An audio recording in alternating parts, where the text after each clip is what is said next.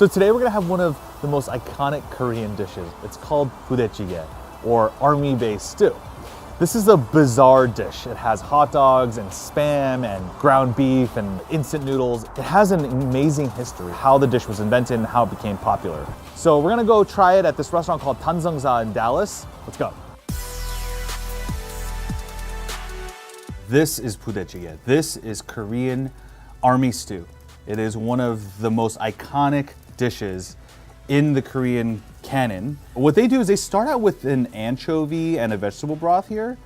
Then they add all the meats. When you make this dish, it's actually pretty easy. You just do all your prep, and then you have a soup base, you add a little bit of seasoning, and you just add the ingredients, bring it out, and you finish it on the table. Ooh. Wow.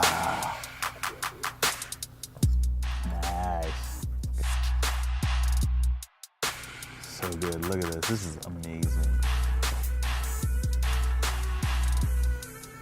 After the Korean War, the country was ravaged and poor, and people were hungry, they needed food, and meat was hard to come by. But they had gotten word that the base had a lot of food. In fact, it had so much that a lot of the American servicemen were throwing food away. And some of that food was canned goods that were shipped over from the US. So that included spam, that included sausages and hot dogs. But of course, to make it more palatable, they're adding some kimchi and some vegetables, making into a stew that, you know, you wouldn't think, oh, these meats came from the trash. So this is a real trash dish that really came out of necessity, came out of the war. You know, at first glance, like, this is a really, really weird dish.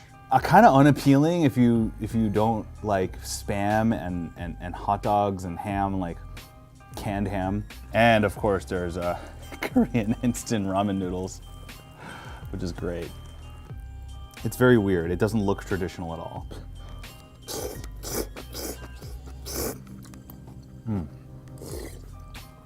So incredible. It's like this onslaught of flavor and spice and savoriness. What I really like about this version, they put ground beef in here. It gives it just an incredible savory richness, almost like a fattiness. And then with the ramen noodles in there, some of the starch comes out and it thickens a little bit. So it has this almost like a bowl of really thick, fatty Japanese ramen, except that because of the red chili flakes and the red chili paste and the kimchi, man, this thing is just so intensely just Korean. Like, it's just like this incredible proclamation of like, this is Korea. And yet, like, the spam and the hot dog and really the trash parts of it that give it, you know, a little more heft and it fills you up. The hot dogs and the spam, like, they don't really bother me. I obviously like hot dogs and I love spam. They give this kind of gentle, almost a depth of flavor that's a little manufactured. And the kimchi does a very nice job of balancing it out, making sure it's not too heavy. Just a lot of those fermented flavors just leaches out into that soup. Both of my grandparents, before they met, they fled North Korea and they were war refugees. I wouldn't be here today if it weren't for that conflict and the resulting immigration from that. So it's an interesting reminder to look at budae-jjigae and think, I can celebrate where we are and where we've come, and my grandparents immigrated here to give me a better life, to give me a place in this country. So yeah, I remember them as I enjoy this dish.